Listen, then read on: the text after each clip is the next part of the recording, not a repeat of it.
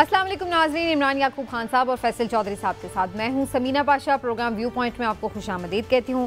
नाज़रीन, सियासी उफ़क़ पर बहुत सारी अहम खबरें हैं। पहली खबर तो यही है कि फ़िलहाल 90 दिन में इंतख़ाबात तो नहीं होते नज़र आ रहे। अब तो बाकायदा इलेक्शन कमीशन ऑफ पाकिस्तान की तरफ से एलामिया भी जारी कर दिया गया कि हल्का बंदियों के लिए उन्हें वक्त दरकार है।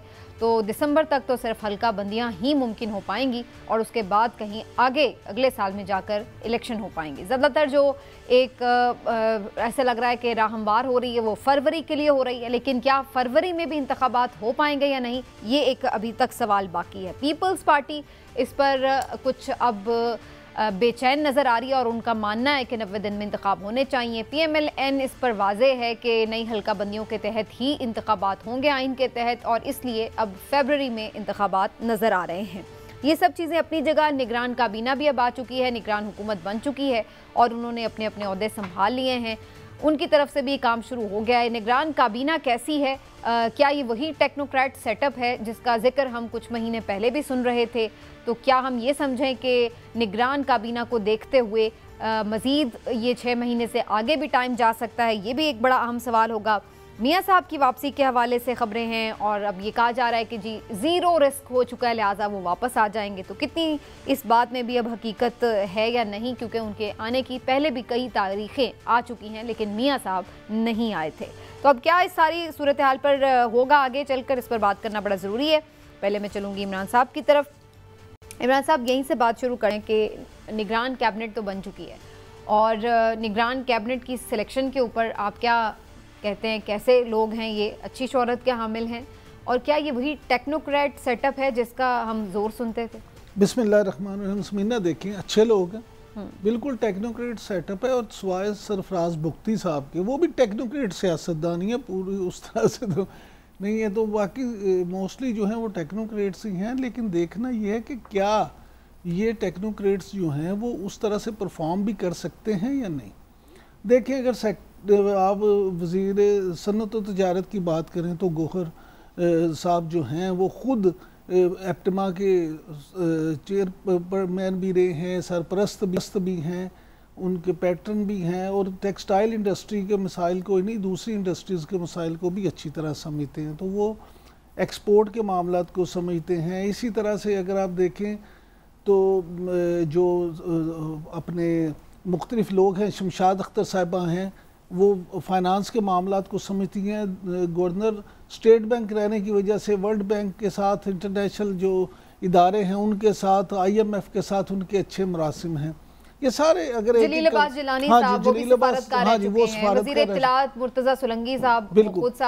बिल्कुल। लेकिन अब देखना ये है कि क्या ये लोग परफॉर्म भी कर पाएंगे।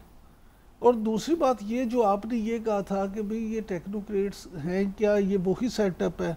तो ना चाहते हुए भी मैं ये कहूँगा कि ये सारी काबीना देख के मुझे खदशा है कि शायद ये वही सेटअप है। अच्छा, हाँ जी, ये वही सेटअप है जिस टेक्नोक्रेट सेटअप की बात की जाती थी और जिसके बारे में बड़ी ये बातें भी की जाती थी। अगर ये वही सेटअप है तो फिर आप ये भूल जाएं कि फरवरी में भी इंतखाब होगा, इलेक्शन होंगे। मैं आपसे एक बात ज़रूर कर दूं, ये मेरा ज़ाती एनालिसिस है, ठीक है, कि अगर फरवरी और मार्च में इलेक्शन ना हुए तो फिर मुझे लगता है कि 5 साल इलेक्शन नहीं होंगे। अच्छा, हाँ लो जी, सबसे लंबी डेट तो फिर मैं आपसे इमरान साहब ने दे दी। मैं आपको बता रहा हूँ कि अगर ये और फिर ये आपको ये भी बता दूं कि जो रावलपिंडी की खबर रखने वाले लोग हैं उनके ख्याल में तो वो 5 साल जो हैं वो भी कोई ज़रूरी नहीं है, जब तक फिर मामला पूरे ठीक नहीं होंगे। लेकिन क्या ये लोग जो हैं मामला ठीक कर पाएंगे? मामला से वैसे मतलब क्या है? क्या कौन सा मामला ठीक है? सबसे पहले ये देखें कि मैशत की बात अगर कर लेते हैं कि जी वो कहते हैं सबसे पहले सूरत हाल मैशत की ख़राब है, तो क्या ये लोग कर लेंगे? क्या अब आप ये देखें कि जो पहला काबीना का इजलास हुआ है और निगरान वज़ीर आज़म की जो पहली गुफ्तगू सामने आई है उसमें तो बहुत सारे लोग हैं जो कह रहे हैं कि ये निगरान वज़ीर आज़म का जो बुनियादी तौर पे काम होता है, सिवाय उसके उन्होंने सारी बातें की हैं। तो निगरान हुकूमत जो है उसकी अगर आप बात करें तो वो तो कहते हैं जी हमारा तो मामला नहीं, इलेक्शन कमीशन ने इलेक्शन करवाने हैं। तो हम तो अब इलेक्शन कमीशन ने 14 दिसंबर तक तो वैसे डेट दे दी है, उसके बाद फिर जो अदालती मामलात होते हैं तो फरवरी मार्च में आपसे बार बार फिर कह रहा हूँ कि फरवरी मार्च में अल्लाह करे इलेक्शन हो जाएं। अच्छा, अगर फरवरी मार्च में भी इलेक्शन नहीं होंगे तो फिर 5 साल इंतजार करें। ओके चौधरी साहब, ये वैसे कुछ लोग 6 महीने की बात कर रहे थे, कुछ साल की और कुछ 2 साल की, लेकिन इमरान साहब ने तो सबसे लंबी बात कर दी है छलांग उनकी सबसे लंबी। आपको निगरान काबीना देख के क्या एहसास हो रहा है, जल्दी जाने वाली है या देर से?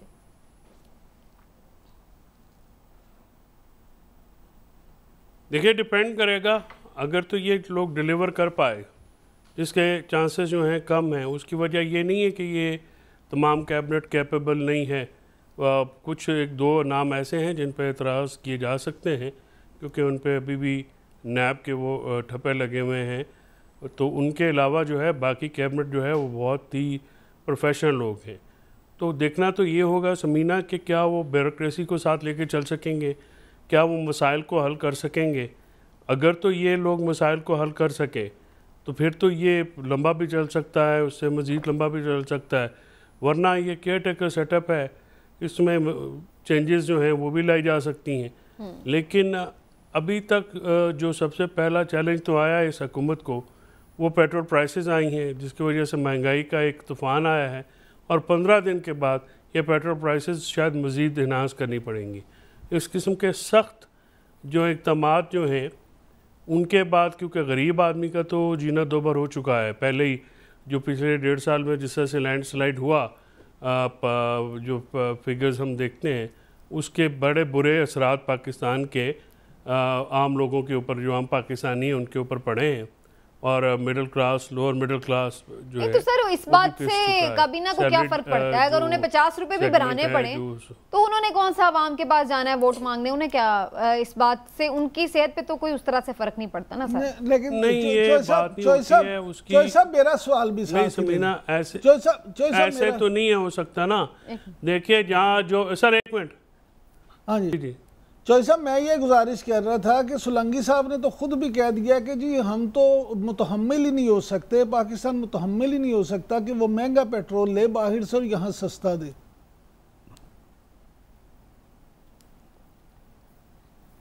देखिए, बात यह है इमरान साहब कि वो बात तो चलो एक लॉजिकल बात है ना कि सब्सिडीज़ जो हैं वो बहुत ज़्यादा हैं। पॉलिटिकल गवर्नमेंट जो है फाइनेंस को भी, मईशत को भी पॉलिटिकली इस्तेमाल करती हैं। अब जो बात ये कह रहे हैं कि आप लोगों पर दबाव क्या होगा, समीना का क्वेश्चन, समीना जो फैसला साज हैं उनके ऊपर भी तो दबाव है ना। वो भी ज़रा पाकिस्तान मुल्क जो है वो सबका है, उनका भी है, और वो चाहते हैं कि पाकिस्तान इससे निकले।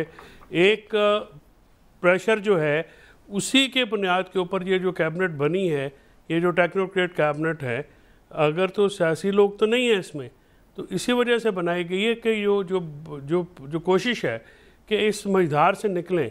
अब वो कोशिशें कामयाब होती नजर तो नहीं आ रही, लेकिन ये आगे चल के पता चलेगा कि होती कि नहीं। इस वक्त मतीउल्लाह जान साहब सीनियर सहाफ़ी हमारे साथ मौजूद हैं, काफी देर से वो हमारे साथ लाइन पर हैं। मुझे जरा उनको भी वेलकम कर लेने दीजिए और फिर डिस्कशन को आगे लेके चलते हैं। मतीउल्लाह जान साहब बहुत शुक्रिया सर, अस्सलाम वालेकुम। वालेकुम सलाम। मतीउल्लाह जान साहब, ये काफ़ी अब एक अनसर्टेनिटी सी बन गई है, और कुछ तो ये कह रहे हैं कि फरवरी में इंतखाब हो जाएगा, लेकिन कुछ लोगों के ख्याल से तो अब फरवरी में भी इंतखाब होता नज़र नहीं आ रहा। निगरान कैबिनेट को देखकर आपका अंदाज़ा क्या है, कब होंगे इलेक्शन? देखिए, ये तो वाज़ेह नज़र आ रहा है कि जो मौजूदा निगरान हुकूमत है, ये इलेक्शंस की तारीख का मामला उसके बस की बात नहीं है। आईनी तौर पे अब इलेक्शन कमीशन ने जो कुछ किया है उसके मुताबिक ही इलेक्शन होने हैं, मगर सवाल ज़रूर उठाया जा सकता है कि इलेक्शन कमीशन ने किस मंतक और किस लॉजिक की बुनियाद पे ये फैसला किया है। कहा जा रहा है कि मरदमशुमारी के नतायज जो हैं वो मुश्तरका मफादात कौंसिल ने मंजूर किए थे।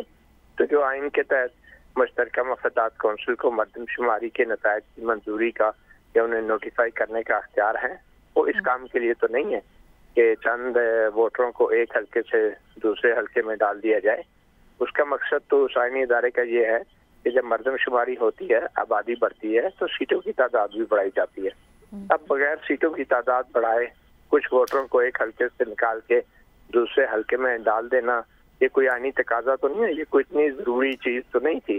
मेरे ख्याल में मुश्तरका मफादात कौंसिल ने अगर जो फैसला किया है ये एक गलत फैसला है, और इलेक्शन कमीशन ऑफ पाकिस्तान सिर्फ हल्कों के अंदर आबादी का तनासुब बरकरार रखने के लिए अगर वो नई हल्का बंदियां कर रहा है तो ये एक बड़ी बेतुकी सी बात है, क्योंकि नई हल्का बंदियां से मुराद नई आबादी की आबादी है, और नई आबादी से मतलब के मती ये बताइएगा कि क्या इससे जो वोट के अहलियत रखने वाले वोटर्स हैं, क्या मर्दमशुमारी के बाद वो लोग जो वोटर लिस्ट में होंगे या वो ऐड कर दिए जाते हैं, उन पे भी कोई फ़र्क पड़ेगा कि नहीं पड़ेगा?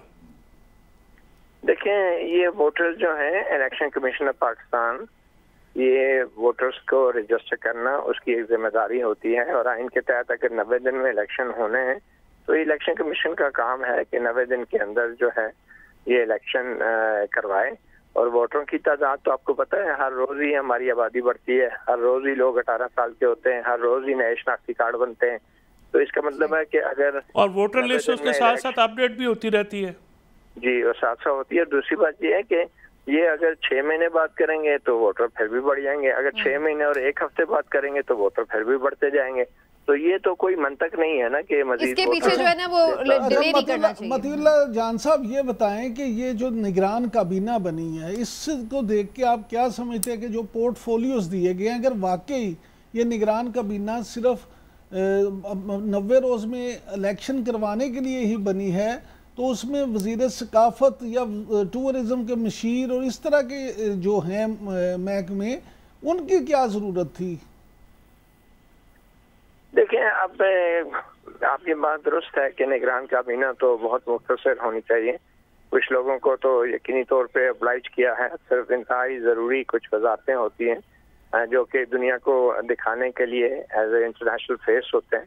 मगर हमें ये देखना है कि मुझे लग रहा है कि जिस किस्म के अख्तियारात शहबाज शरीफ की हुकूमत ने दिए थे और जिन मामलात में उनका किरदार बढ़ाया था, तो अब ये उस बढ़ते हुए किरदार की वजह से निगरान हुकूमत की मुद्दत भी बढ़ रही है और उनके अख्तियारात भी बढ़ रहे हैं। और ये जो टूरिज्म है या इन्वेस्टमेंट है, ये सारे पोर्टफोलियोज जो दिए गए हैं, उनका मकसद यही है कि एक तवीलुल मुद्दत निगरान हुकूमत में जो तवीलुल मुद्दत मंसूबे हैं हमारे इदारों के, उनको अमली जामा पहनाया जाए। अच्छा मतीउल्लाह जान साहब, मैं आपको उस दिन सुन रही थी, आपने ये भी खबर दी है कि सदर साहब भी फाइनली जाएंगे, उनको भी ऐवान सदारत खाली करना होगा, और यही एक सेटलमेंट लगती है कि तमाम जो ओहदे हैं वो बिल्कुल जिस तरह कहते हैं ना मुतनाज़ ना रहें, कोई भी किसी सियासी बड़ी जमात के पास ना हो। तो ये ज़रूरी है, आइन का तो कोई ऐसा तकाजा नहीं, सदर साहब तो रख सकते हैं ओहदा जब तक कि अगले इलेक्शन ना हो जाए। देखिए, बहुत सी चीज़ें आइन का तकाजा नहीं होती, लेकिन सियासत का तकाजा ज़रूर होती है। ज़ाहिर बात है, अब अगर इस्हाक डार को नून लीग का सेनेटर होने की वजह से निगरान ओहदा नहीं मिला, तो फिर ईवान सदर में कोई शख्स PTI का कैसे बैठ सकता है? और उसके होते हुए जो भी इलेक्शंस होंगे, ऑब्वियसली नून लीग तो उसके ऊपर आवाज उठाएगी। तो अगर नून लीग का कोई शख्स अभी बजाय जो है निगरान हुकूमत में, लेकिन मतीउल्लाह सदर का इस सारे इलेक्शन में या कोई किरदार आईनी या कानूनी तौर पे है जी? क्योंकि सदर का ओहदा तो अब बराए नाम ही रह गया जिस तरह के मामलात हैं। लेकिन किरदार तो मुंतखब वज़ीर आज़म का भी कोई नहीं होता हमारे मुल्क में। नहीं, डेट तो आईनी तौर पे उसने देनी है। लेकिन बात यह तकरीरें जो सदर साहब ने तकरीर की है अभी पिछले दिनों कन्वेंशन सेंटर में, और जिस जज्बाती अंदाज से उन्होंने इस्लामिक टच दिया है और PTI का केस लड़ा है, तो अगर सदर साहब इसी तरह तकरीरें करते रहे तो वो पहले ही जो इलेक्शन के माहौल गरमाया गया है, तो वो यकीनी तौर पे एक इमरान खान की कमी तो पूरी करेंगे सियासी जलसों की जो उनकी होंगी। तो मेरे ख्याल में सदर का ईवान सदर में मौजूद रहना इस बात की तरफ जो है, अब जो PDM की जमातें हैं, नहीं तो मती तकरीरें इंटरव्यू तो बतौर साबिक सदर भी वो कर सकते हैं, उसमें कोई कदगन है नहीं। ईवान सदर में बैठ के जब आप तकरीर करेंगे ना, तो PTV भी लाइव दिखाएगा या मर्जी हो नहीं दिखाएगा, लेकिन दुनिया भी उसको तवज्जो देगी, दुनिया उसको अहमियत देगी और डिप्लोमेट्स के साथ उनका फॉर्मल राब्ता भी होगा और डिप्लोमेट्स भी उन्हें तवज्जो से सुनेंगे। कहीं पे वो इन्फ्लुएंस कर सकते हैं इन ममलकत जो हैं बहुत सारे मामलात में जो है आईनी तौर पे अभी भी तकनीक के एतबार से वो बहुत सारे मामलात में रुकावट भी डाल सकते हैं और जो जारी बात है वक्त आने पे ही चीजें जब खुलती हैं तो मेरे ख्याल में नून लीग की तरफ से अगर खुदशात तो क्या वो रुकावट डालेंगे? ये वो तो कह रहे हैं वो जा ही रहे हैं। अलवी साहब मेरे ख्याल में तय यही हुआ होगा कि अगर नून लीग के वज़ीर आज़म नहीं है वो डाल सकते हैं, लेकिन अभी ये तो बात की बात है। रुकावट तो शुरू में वो हल्फ भी नहीं ले रहे थे किसी वजीर का और बाद में छलांगे मार के आते थे हल्फ उठाने के लिए वजीरों का। तो ये तो वक्त की बात है। तो उसको मतीउल्लाह जान साहब तो वो अपने ओहदे पे बरकरार रह सकते हैं, लेकिन मुझे लगता है कि जब उनका ओहदा खत्म हो जाएगा तो उसके बाद बलूचिस्तान के ही कोई साहब जो हैं सिंधरानी साहब वो ईवान सदर में भी बैठे होंगे, बलूचिस्तान के वज़ीर आज़म भी होंगे, बलूचिस्तान के चीफ जस्टिस भी होंगे, बलूचिस्तान के वज़ीर दाखिला भी होंगे और ये मेरे ख्याल में इस्लामाबाद जो है वो यकीनी तौर पे कोयटा होगा और पाकिस्तान बलूचिस्तान होगा। अच्छा मतीउल्लाह जान साहब ये फरमाइए कि सदारती हलके जो हैं वहाँ से कुछ ये खबरें भी हैं कि सदर मुमलिकत की तरफ से आरिफ अलवी साहब की तरफ से ये पेशकश भी की गई है कि जब तक आइनी तौर पर नए सदर मुंतखब नहीं होते वो बिल्कुल अच्छे बच्चे बन के भी अपने फ़राइज़ अंजाम देने को तैयार हैं, लेकिन ये भी किसी जगह पे कबूल नहीं की गई। कि ऐसी बात है कोई आपके इल्म में? देखें ऐसी बात इल्म में तो होने की नहीं है कोई ऐसी चीज़, लेकिन जो नज़र आ रहा है कि पीटीआई का कोई नाम और निशान और अलामत जो है इक़्तिदार के किसी कोने में भी नहीं रहने दी जाएगी। ठीक। अच्छा मतीउल्लाह जान साहब, राना सनाउल्लाह साहब ने एक टीवी प्रोग्राम में नवाज शरीफ साहब की वापसी के हवाले से बात की है और उनका ये कहना है कि ज़ीरो रिस्क हो चुका है उनकी वापसी के हवाले से, तो इसलिए अब वो आ जाएंगे अगले महीने और उनको गारंटीज़ भी मिल चुकी हैं, ये उनके अल्फाज थे। तो ये इस पर भी थोड़ी सी रोशनी डालें कि क्या खबर भी है आपकी और क्या तज्जिया भी है कि नवाज शरीफ साहब वापस आ जाएंगे और वाकई गारंटीज़ मिल चुकी हैं ऐसी? अब पता नहीं है गारंटीज़ जो हैं वो हैं या आइंदा दी हैं। ये गारंटियों के ऊपर जो लोग सियासत करते हैं वो फिर गारंटियों के इंतज़ार में रहते हैं। मगर मेरे ख्याल में नवाज शरीफ ने अगर नवंबर में वापस आना था तो वो तभी होता कि अगर नवंबर में इलेक्शन हो रहे होते तो वो शायद अभी अगस्त में या सितंबर में आ जाते।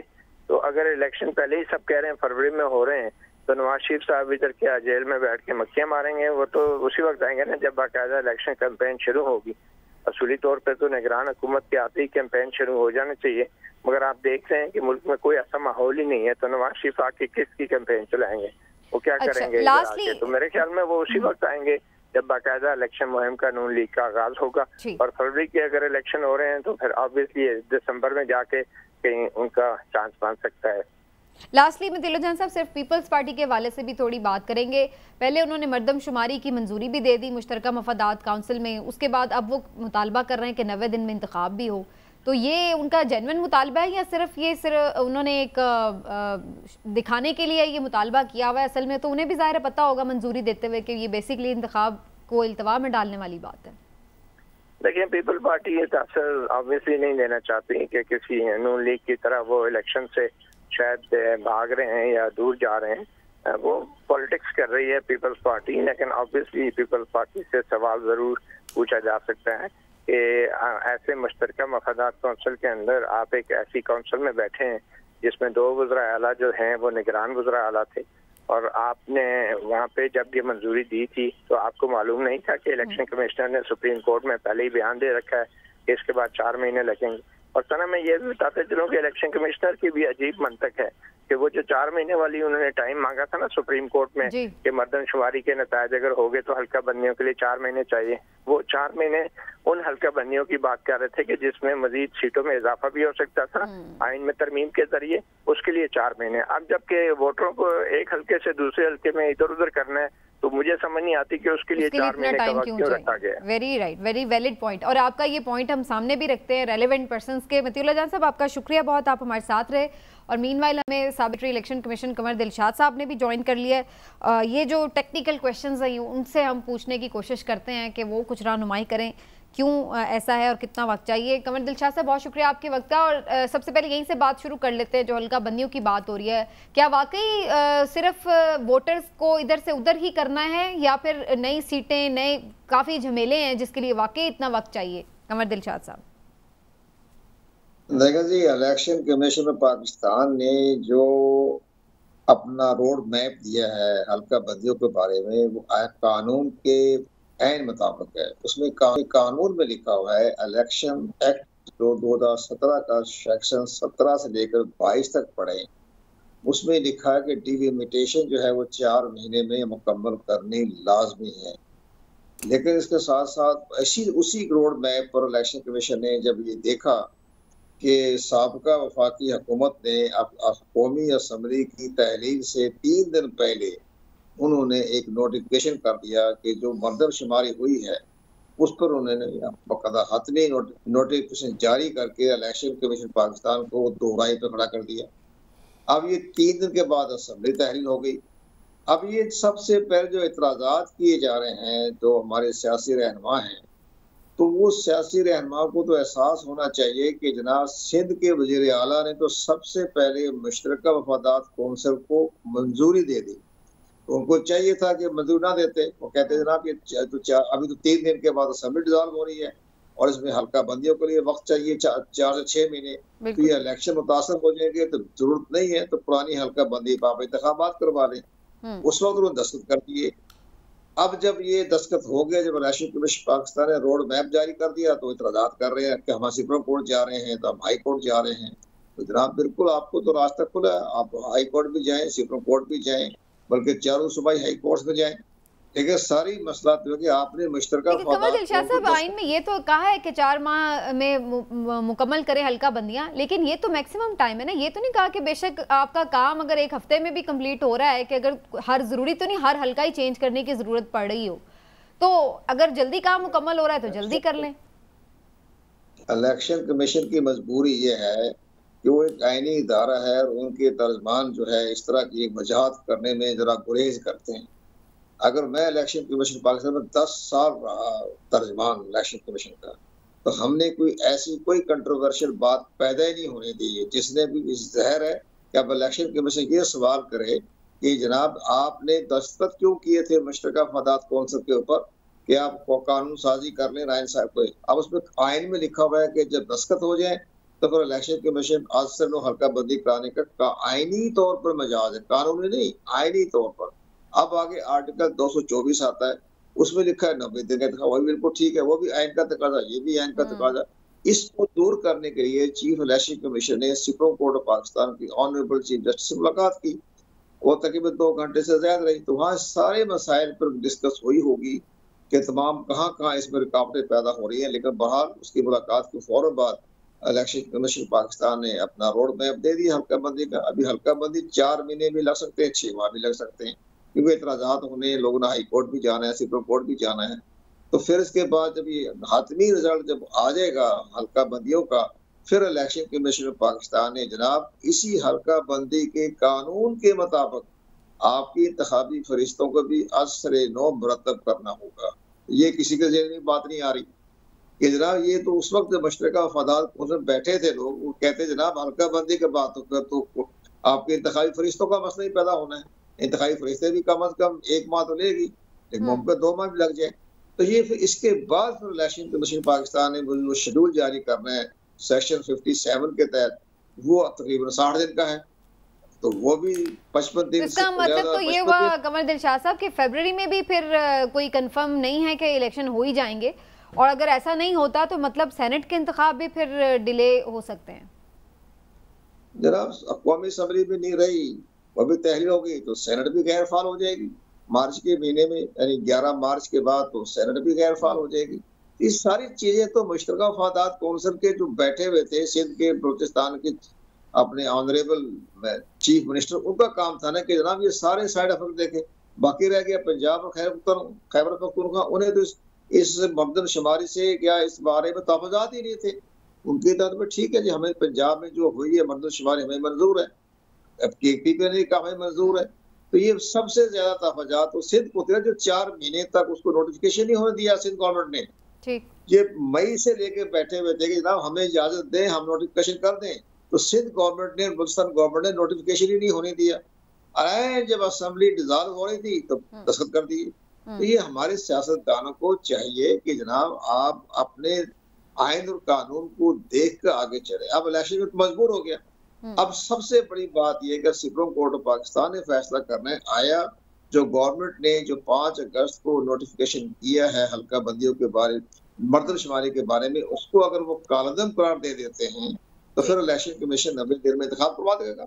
सही, इलेक्शन के रास्ते खुल जाएंगे, दरवाजे खुल जाएंगे, आइन खुल जाएगा। तो ये मामला लगता है कि अदालत को ही हल करना पड़ेगा। ठीक हो गया, आइन की इंटरप्रिटेशन करनी है, सुप्रीम कोर्ट ऑफ पाकिस्तान ने करेगी। ठीक है, कमर दिल शाह साहब बहुत शुक्रिया आपका, आपने वक्त दिया। तो काफ़ी चीज़ें क्लैरिटी से रखी हैं और मलबा बज़ाहिर तो सियासी जमातों पर ही आ रहा है जिन्होंने खुद ही सारे मामले को इल्तिवा का शिकार किया और फिर जाते जाते नोटिफिकेशन भी कर दिया। लेकिन चौधरी साहब, मैं आपकी तरफ एक सवाल ज़रूर लेके आना चाहती हूँ कि इस वक्त पाकिस्तान बार काउंसिल की तरफ से भी एक एलामिया जारी किया गया है, वो भी मुतालबा कर रहे हैं कि 90 रोज़ में इलेक्शन चलाएं, वरना तहरीक का भी वो इंदिया दे रहे हैं। और भी हम देख रहे हैं कि जो बार एसोसिएशंस हैं उनकी तरफ से भी तहफ़्फ़ुज़ात हैं, कुछ सियासी जमातें भी आवाज़ उठा रही हैं, जिसमें जमात इस्लामी भी है, पीपल्स पार्टी भी है, PTI तो खैर कब से ही इलेक्शन मांग रही है। तो ये सारी चीज़ों के बाद आपको क्या नज़र आ रहा है कि ये मामला, बेशक वकील भी तहरीक चलाएं, सुप्रीम कोर्ट ही फाइनल अथॉरिटी होगी इसमें?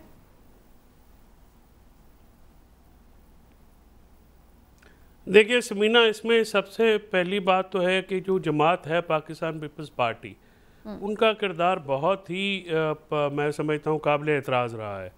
और ये मैं सॉफ्ट वर्ड यूज़ कर रहा हूँ, यानी उन्होंने, उसको अंग्रेज़ी में कहते हैं कि running with hounds and beating the Bush, यानी आप काउंसिल ऑफ कॉमन इंटरेस्ट में जो कंवर दिलशाद साहब ने बातें की हैं उससे कौन इनकार कर सकता है कि आपको नहीं मालूम था कि आप जो है इस सारे जो गुनाह में शामिल हैं और अब आप ढंडोरा पीट रहे हैं और लोगों की आंखों में धूल झोंकने की कोशिश कर रहे हैं। ये पीपल्स पार्टी जो है, इसका ये सारा जो अभी कॉन्स्टिट्यूशन को डीरेल करने में, प्रीवियसली भी जब पंजाब और KP के इलेक्शंस थे तब भी इनका रोल था। बार कौंसिल का, पाकिस्तान बार कौंसिल ने उस वक्त भी कोई एक्शन नहीं लिया। अब जो आके जो हैं ये इसको पहले ये काम करके इलेक्शंस को डिले करवा के, काउंसिल ऑफ कॉमन इंटरेस्ट में फैसलों की तौसीक करवा के, अब जो है ये कभी इलेक्शन कमीशन पे बहक रहे हैं, कभी किसी और इदारे पे बहक रहे हैं। इनको अपनी ज़िम्मेदारी लेनी पड़ेगी, इनको अपनी ज़िम्मेदारी से ये भाग नहीं सकते हैं। ये जो इलेक्शन का जो आइन शिकनी पहले हुई है और जो इलेक्शन जो है नहीं आए, इसके नतीजे में मैं आपको बिल्कुल क्लियरली बताऊं कि आइन की वायलेशन होगी और जो अपर हाउस है सेनेट वो भी गैर फाल होगा और नेशनल असम्बली तो पहले ही चली गई है, प्रोविंशियल असम्बलीज कोई नहीं है। तो ये जो सारा एक पाकिस्तान में जो आइन का एक आपको शुबा है कि पाकिस्तान आइन के तहत चलाया जा रहा है, वो बिल्कुल ख़त्म हो जाएगा। और पाकिस्तान में इन पॉलिटिकल पार्टीज़ की जो है टेसिट अप्रूवल के साथ ये सारा काम हुआ है। अब वो इदारों पे ये नहीं फेंक सकते हैं, ना ही अवाम को वो ये धोखा देख सकते हैं कि जी आप एक तरफ ये काम करें और उसके बाद आप जाके ये कहें जी कि हम अदालत में किस मुंह से जाएंगे, जब आपसे पहला सवाल ये होगा कि काउंसिल ऑफ कॉमन इंटरेस्ट में आपने खुद इसको अप्रूव किया है, अब आप हमारे पास क्या लेने आए हैं? बिल्कुल देखिए ना, अदालत भी किरदार जो कॉन्डक्ट है वो तो देखेगी। उसके बाद आपने जो इलेक्शन वैक्शन है ये भूल जाएं, अभी इलेक्शन का माहौल भी नहीं है। ये भी मैं, और पाकिस्तान बार कौंसिल उस वक्त नहीं बोली जब पंजाब और KP में इलेक्शन हुए। अब उन्होंने एक खत लिखने शुरू कर दिए हैं और तहरीक ये चला के देख लें, कोई वकील इनके साथ नहीं खड़ा होगा, वो तहरीक नहीं चल सकती। मुल्क में ओवरऑल मैं आपको ये पॉलिटिकल कमेंट अभी कर रहा हूँ कि इस वक्त मुल्क में इलेक्शन का माहौल नहीं है, इलेक्शन का माहौल बनाना पड़ेगा। अभी सियासी जमातों में बहुत ज़्यादा पोलराइजेशन है, बहुत ज़्यादा तनाव है। इस तनाव को जब तक आप कम नहीं करेंगे, इलेक्शन जो है वो किसी सूरत ना हो सकता है, ना उसका कोई फ़ायदा है। ये सारे जो है बैठ के किसी एक जो रूल्स ऑफ द गेम्स तय करने पड़ेंगे, कोई बेयर मिनिमम कंसेंसस होने के बाद ही इलेक्शन हो तो मुल्क के लिए बेहतर होगा। वरना ये क्योस पाकिस्तान की तारीख में पहले भी आया है। हाँ, अगर अभी भी कोई किसी जानब से कोई मामला आएगा, खुदा ना खास्ता ये दोबारा क्योस क्रिएट हो जाएगा। क्योस लग रहा है आपको। लेकिन इमरान साहब, अभी जिस तरह मतीउल्लाह जान साहब से भी बात हो रही थी और वो कह रहे थे कि फिर इसका मतलब तो ये कि मियाँ साहब भी वापस नहीं आएंगे अगर इलेक्शन नहीं होने जा रहे। आप इस बात से इत्तेफाक कर रहे हैं कि उन्होंने अब आ ही जाना है बहरहाल इन एनी केस, चाहे इलेक्शन फरवरी में हो या उसके बाद भी? मैं नहीं इत्तेफाक करता। अच्छा, मैं भी जो है वो मतीउल्लाह जान साहब से इत्तेफाक करता हूँ कि मियाँ साहब उस वक्त आएंगे जब इलेक्शन का माहौल बन जाएगा, जब इलेक्शन अनाउंस हो जाएंगे, तो माहौल बन ही जाएगा, जब उन्हें यकीन होगा कि अब इलेक्शन जो हैं वो होने। देखिए, मैं आपसे बार बार ये कह रहा हूँ कि अगले कुछ हफ्ते बड़े अहम हैं। अगले जो कुछ हफ्ते हैं वो इस बात का तयन करेंगे कि क्या वाकई ही माहौल बनाने की कोशिश शुरू है ना। ये सुन रहे हैं कि अगला हफ्ता, अगले कुछ हफ्ते बड़े अहम हैं। गैर अहम तो कोई गुजरा ही नहीं। वैसे तो पिछले 75 साल ही बड़े अहम थे, कोई चीज़ गैर अहम नहीं थी। लेकिन देखें, जब आपकी सियासी जमातें खुद इस तरह के हालात पैदा करें, आप उनसे पूछ रही थी पीपल्स पार्टी के बारे में, तो पीपल्स पार्टी तो सिर्फ फेस सेविंग कर रही है। क्या आप ये समझती हैं कि पीपल्स पार्टी ने या मुराद अली शाह साहब ने जब वहाँ पे मुश्तरका मफादात कौंसिल में बैठ के सब कुछ अप्रूव किया था तो जरदारी नहीं और जरदारी साहब की मर्जी के बगैर किया था, या उसमें बिलावल भुट्टो जरदारी साहब की मर्जी शामिल नहीं थी, या पहले साहब ये डिस्कशन नहीं थी कि इससे क्या असर क्या पड़ेगा? हाँ जी, ये सब कुछ पता था, सबको पता था। लेकिन मैं आपको एक बात बता दूं कि इस वक्त जितनी तशवीश इस हवाले से पीपल्स पार्टी को है उतनी ही मुस्लिम लीग नून को भी है। मुस्लिम लीग नून भी ये समझती है कि अगर इलेक्शन जो हैं ज़्यादा आगे चले गए तो फिर मसाइल जो हैं शायद उनके हाथ से भी निकल जाएं, जो काफ़ी हद तक निकल भी चुके हैं। इस वक्त सियासी जमातों को अपनी सर्वाइवल का भी मसला बन गया है। अगर इलेक्शन, जिस तरह मैं आपसे पहले कह रहा था कि अगर इलेक्शन फरवरी मार्च में नहीं होते और वाकई लंबे अरसे के लिए मुलतवी हो जाते हैं तो फिर जो है ना, तो इन जमातों का क्या बनेगा। और सबसे अहम बात यहाँ पे ये है कि एक बात ज़हन में रखें, कौमी असम्बली से ज़्यादा हम सेनेट नहीं होता। अगर कौमी असम्बली के बगैर मुल्क चल सकता है तो सेनेट के बगैर भी चल जाएगा। जिन्होंने चलाने हैं उनको सेनेट और कौमी असम्बली, कई दफ़ा पहले भी दोनों इदारे नहीं थे तो मुल्क चलता ही रहा है और बहुत सारे दौरों से अच्छा चलता रहा। लिहाजा ये जो मामलात है इसमें आप एक बात को फिर मैं आपसे कहूँगा कि ज़हन में रखें कि जितने भी ख़दशात हैं ये बिला वजह या बेमानी नहीं हैं। ये और फिर ये दोबारा उस टेक्नोक्रेट कैबिनेट पे आ जाएं अगर, तो जो उसमें लोग लगाए गए हैं वो किसी मकसद के तहत लगाए गए हैं और उनकी नुमाइंदगी और उनकी एफिलिएशन की बातें जो लोग कर रहे हैं वो भी जो हैं कभी ना कभी उन पे भी बड़ी बातें होंगी, खुल के चीज़ें सामने आएंगी। जी, थोड़ा अरसा गुजर जाने दें, एक ब्रेक ले लेते हैं, वापस आते हैं तो अफसोसनाक वाक़या जो पेश आया है जड़ावाला में, वहाँ पर क्या सूरत हाल बनी है उसकी कुछ लाइव अपडेट्स भी लेने की कोशिश करेंगे और ओवरऑल जो इसके असरात हैं उस पर भी बात करेंगे। एक ब्रेक के बाद हमारे साथ रहिएगा।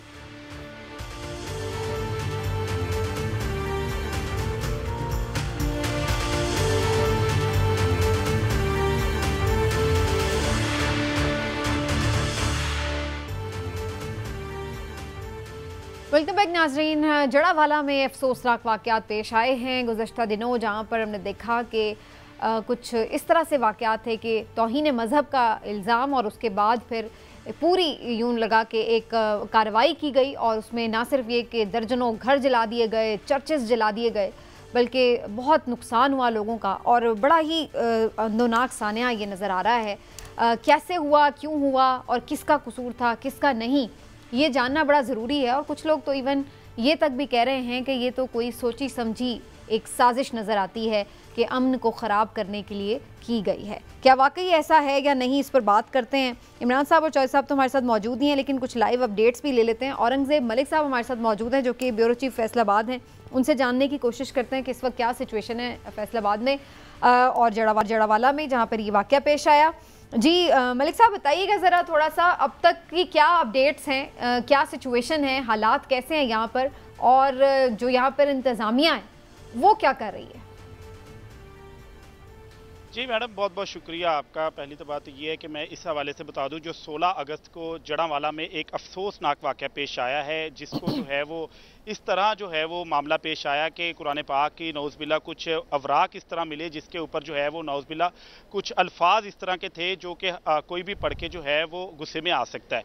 और उसके साथ साथ एक तहरीर भी मिली थी जो कि अभी तक ये सारा कुछ मुबैना बताया जा रहा है। जिस तरह तस्वीरें चल रही हैं ये सारा कुछ मुबैना तौर पे आया। और उसके बाद जिस तरह मसाजिद में ऐलानात हुए और लोग इकट्ठा होना शुरू हुए, ये मामला फजर की नमाज के बाद शुरू हुआ और 11 बजे यानी कि तकरीबन 5 घंटे का ये वक्फा था। और इस दौरान जो है वो जिस तरह जत्थे बनते रहे हैं, ग्रुप बनते रहे हैं, उस दिन ग्रुपों के ग्रुप जो है वो शहर के अंदर ईसा नगरी के ऊपर हमलावर होते रहे हैं। तो 5 घंटों में इंतज़ामिया से ये मामला कंट्रोल नहीं हुआ। अलबत्ता ये भी खबरें आई कि उस दिन जो है वो पुलिस की इतनी नफरी जो है वो यहाँ पर नहीं थी। और जब यहाँ पर जत्थों ने चर्चों के ऊपर, गिरजाघरों के ऊपर, उसके साथ साथ जब मसीही बरादरी के घरों के ऊपर हमला कर दिया तो फिर जो है वो CPO फैसलाबाद और RPO फैसलाबाद यहाँ पर पहुँचे और फिर पुलिस की नफरी यहाँ पर बुलाई गई जब हालात मुकम्मल कंट्रोल से बाहर हो चुके थे।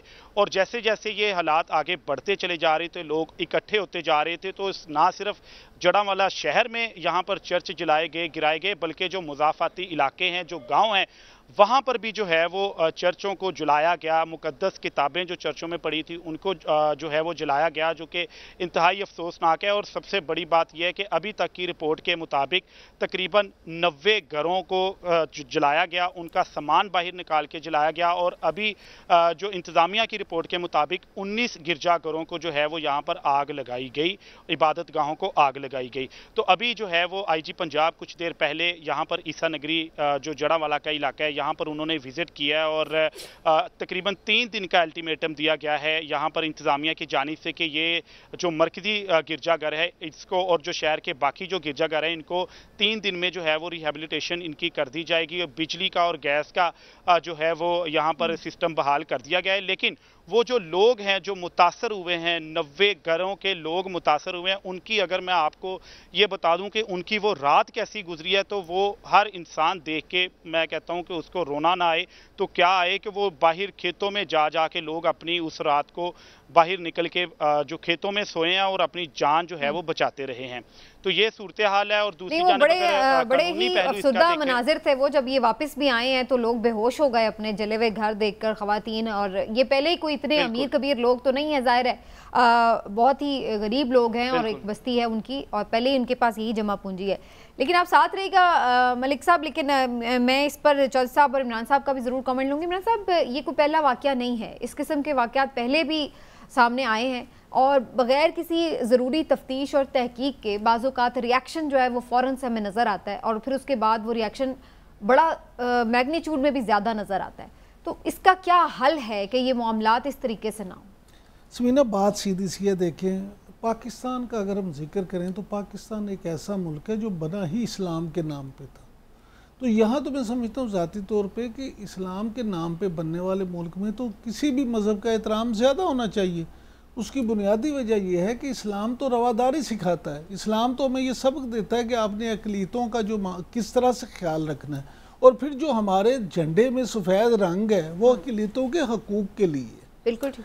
मामला सिर्फ इतना है कि ये जो औरंगज़ेब मलिक अभी कह रहे थे, मेरी 2-3 बड़े सीनियर ब्यूरोक्रेट से भी बात हुई, कल भी आज भी, तो ये बात जो है बिल्कुल इस्टेब्लिश होती है कि पहले तौहीन ने जो है कुरान की गई, उस पर वो तहरीर भी वो सारा हुआ। लेकिन क्या हमारा मज़हब और कानून इस बात की इजाज़त देता है कि हम खुद उठें और उसका बदला लेने के लिए ये कानून हाथ में ले लें और किसी को भी उसमें रगड़ दें? किसी तौर भी ना हमारा मजहब, ना आइन, ना कानून इस बात की इजाज़त नहीं देता। ये बात भी ठीक है कि स्वीडन के हादसे की वजह से, स्वीडन के सानहे की वजह से लोगों में पहले भी गम और गुस्सा पाया जाता था। लेकिन क्या हम पूरी दुनिया में अगर ऐसा वाक़या हो तो जो हम यहाँ पे एहतजाज करते हैं और उनके सफ़ीर बाहर भेजने की, वापस भेजने की बात करते हैं या उनसे ताल्लुकात ख़त्म करने की बात करते हैं, तो जब हम खुद ये काम करेंगे तो हम क्या जस्टिफाई कर रहे होते हैं? पूरी दुनिया में जो पाकिस्तान का इमेज है उसको हम क्या करते हैं? क्या इस्लाम हमें इस चीज़ की इजाज़त देता है कि रियासत ने फैसले करने होते हैं या आवाम ने खुद करने होते हैं? और फिर सुबह 6:30 बजे जो मेरी वहाँ पे जो लोगों से बात हुई है, 6:30 बजे सुबह ये काम शुरू हुआ और मगरिब तक ये मामला तो होते रहे हैं, यानी कि सारा दिन। चले 11 बजे के बाद जैसे औरंगजेब बता रहे थे कि उस वक्त के बाद इंतजामिया हरकत में तो आ गई, लेकिन क्या हरकत में आई कि मगरिब तक वहाँ पे आग भी लगती रही और लोगों के घरों को भी जो उस तरह से। और बहुत सारी फुटेजेस में तो ये नजर आ रहा है कि या तो पुलिस मौजूद नहीं है, और अगर कहीं पर कुछ एहलकार मौजूद हैं तो वो तो खामोश तमाशाई बन के देख रहे हैं, किसी ने रोकने की कोशिश ही नहीं की। इशू यही है कि मॉब के सामने वो फिर और इस तरह के जुनूनी लोग होते हैं, उनको रोकना मुश्किल भी होता है, ये बात ठीक है, लेकिन क्या इतना मुश्किल तो नहीं कि अगर नफरी पूरे जरावाला पुरअमन वैसे तहसील समझी जाती है। और जैसे मलिक अभी हमें बता भी रहे थे कि इससे पहले ऐसा कोई वाकया वहाँ पेश नहीं है, लेकिन मैं चौधरी साहब का भी इस पर जरूर कमेंट ले लूँ। चौधरी साहब, ये क्यों इस किस्म के वाकयात बार बार रूनुमा हो रहे हैं, इसकी क्या वजह आपको नजर आती है? और फिर जिस तरह से यहाँ पर कानून नाफिज करने वाले इदारों का किरदार है, वैसे तो ये आजकल बड़े मुतहरिक हुए हैं और हम देखते हैं कि घरों पर छापे, ये वो, लोगों की पकड़ धकड़ हर रोज इतने एक्टिव तो हमें कभी तारीख में नजर नहीं आए। लेकिन जहाँ पर आम लोगों के अमन अमान की बात है, उनके जानो माल के तहफ़्फ़ुज़ की बात है, तो वहाँ पर हमारे इदारे गायब हैं।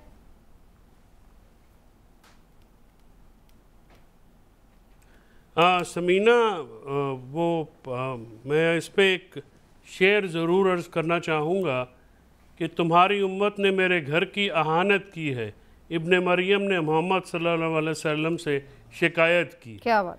देखिए, बात यह है कि हमारे इदारे जो हैं, पुलिस, जो लॉ इन्फोर्समेंट एजेंसीज़ हैं, उन्होंने इसका जो रिएक्शन है वैसा नहीं दिया जैसा देना चाहिए था।